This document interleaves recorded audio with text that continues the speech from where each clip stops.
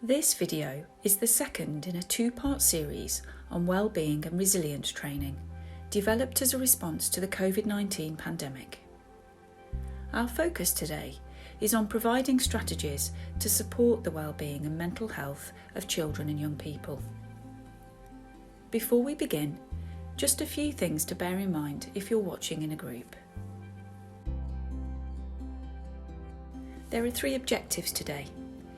To understand how the pandemic is affecting the well-being and mental health of children and young people, to help you to recognise the early warning signs of mental health problems, and to provide you with strategies to support children and young people who are struggling.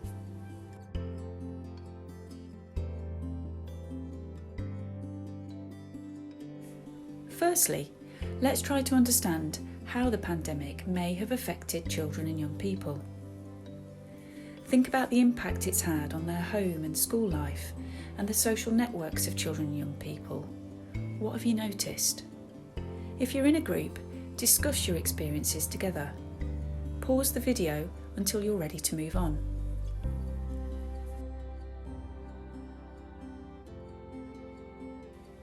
Loss and bereavement, stress and trauma, anxiety and low mood have been very common amongst children and young people during the pandemic. It's highly likely that you've dealt with and will deal with behaviour that's linked to each of these areas. We'll look at each of them during the course of this video.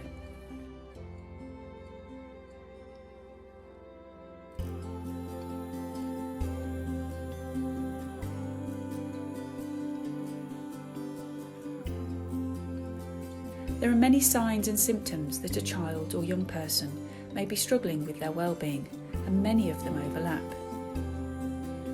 In school, students may display a range of different warning signs that suggest they're dealing with loss, bereavement, stress, trauma, anxiety, or low mood, but it can be difficult to pinpoint which of these precisely.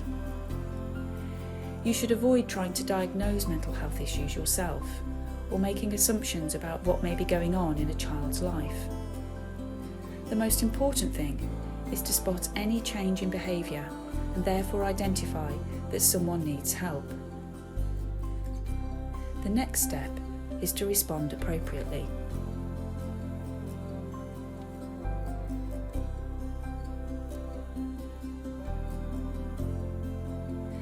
The acronym PALS is a great way to remember how we can deliver support to children. It stands for Prepare, Approach, Listen, Support and Signpost. The aim here is to intervene as soon as possible to help return the child or young person to pathways of well-being. The first step is to prepare. It's a good idea to have more than one key adult that the child can turn to, so they don't become too reliant on just one person. Take some time to find out about the child's background and circumstances, so you're not going in blind. When you first approach the young person, choose a time and a place that suits you both. You want the child to feel comfortable talking, so ideally this won't be during a time of crisis. It can be a good idea to get the child to do something they enjoy. This can help them to relax and may lead to them being more open to talking. Ask them how they're feeling. These simple conversation starters may give you some ideas. If they don't want to talk, let them know you're concerned about them and you're there to help. Don't push them to talk. You can instead approach them again another time. Bereavement is understandably a difficult area. It's a good idea to have a bereavement policy in place at your school, so there is a planned and considered whole school approach designed to support the well-being of the child, family and staff. You can find out more online at childbereavementuk.org. The way children cope with grief can depend a great deal on their level of maturity and their relationship with the person who died. There are no hard and fast rules on how we can approach these situations or how the pupil will react. but these are some suggestions as to what can work well and what should be avoided.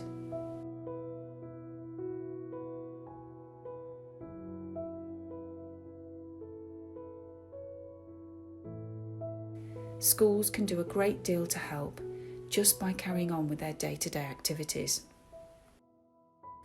An important part of the process is to listen and to communicate non-judgmentally.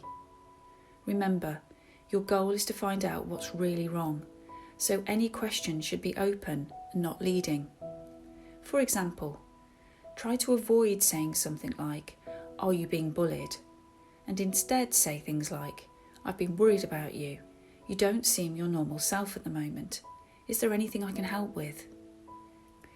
Look to understand what's going on and be careful not to be critical or give crass advice like, "Pull yourself together."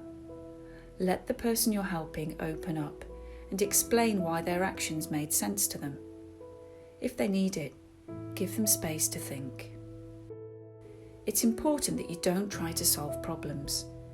This stage is about helping the child express themselves, letting them know that what they're feeling is not unusual and that you're there for them. The person you're supporting should feel like they're playing a part in resolving the situation. Focus on gently guiding them to come up with their own ideas or coming up with options to explore together. Encourage them to think through the pros and cons of their behaviour and the outcomes of any methods they've come up with for coping. Look at ways they can build a support network. Could they turn to family, friends and external support groups? Could they adopt some self-help strategies to better manage how they're feeling?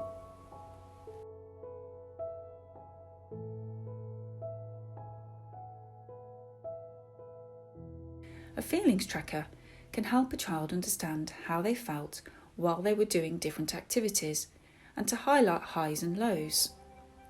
They can use colours to express their feelings, emojis, or anything that makes them feel comfortable. The individuality or the battery activity can help them recognise what energises or drains them. You can then help them to explore ways to implement or avoid those activities. There are a number of techniques you can use to help a child or young person manage their feelings of being overwhelmed. These include breathing exercises to calm, self-soothe boxes for children to use when they start noticing unwanted feelings, and grounding techniques they can use to redirect their feelings back to the present and away from negative feelings.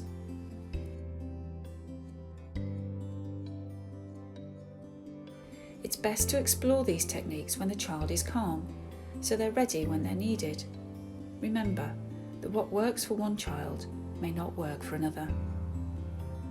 Pause the video and either think about these techniques or discuss if you're in a group. How might you use them? If a child or young person becomes very overwhelmed or has a panic attack, you can use these tips to help calm the situation. Firstly, model calm behaviour yourself throughout. Stay with the person you're supporting. Don't try to solve problems or get rid of emotions. Try to slow down their breathing by breathing with them or slowly counting to 10. You can use some of these helpful phrases while you're calming them.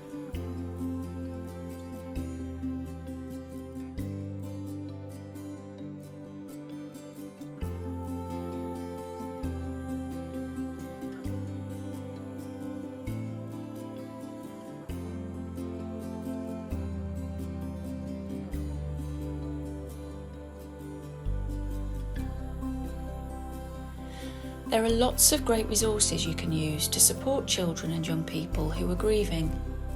These range from simple emoji cards through to handbooks and prompt cards with carefully structured activities to help explore and understand feelings. Very powerful and difficult feelings may be behind challenging behaviours in the classroom. The traffic light system provides a range of strategies you can use to support a student who is struggling. Green covers proactive strategies to help a child remain calm and relaxed.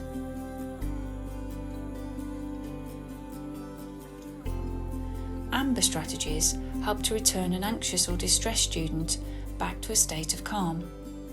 This is the time to suggest self-soothing activities. Red covers challenging behaviours and includes reactive strategies to achieve safe and rapid control over a situation. The additional purple zone covers strategies for when the pupil has started to calm down and relax.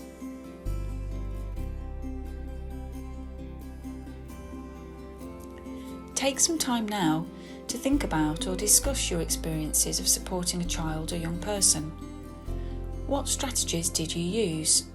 What worked and what didn't? What would you do differently next time? Pause the video until you're ready to move on. We've looked at a range of strategies to help you support the well-being of children and young people, but you may still reach a point where you feel extra help is needed.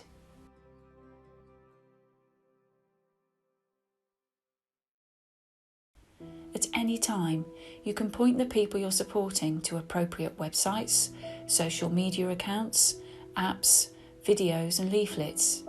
These different avenues can help children to explore ways of coping that are most helpful to them. It's important to remember that most of us are not mental health professionals. Our job is to care and support. Beyond that, we need to turn to professional help.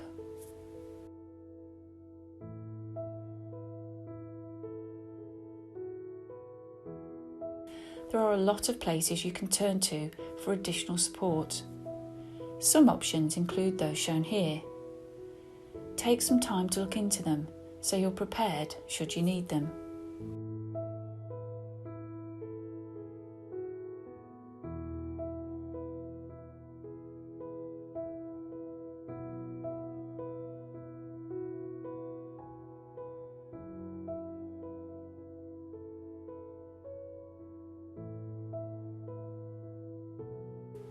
We've covered a lot in this video, but these are the key points for you to take away.